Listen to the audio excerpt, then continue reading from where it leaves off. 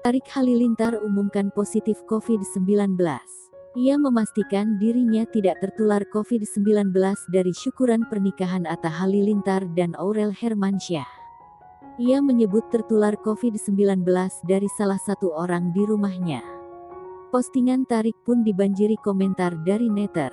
Mereka kompak mendoakan adik Atta Halilintar itu segera sembuh.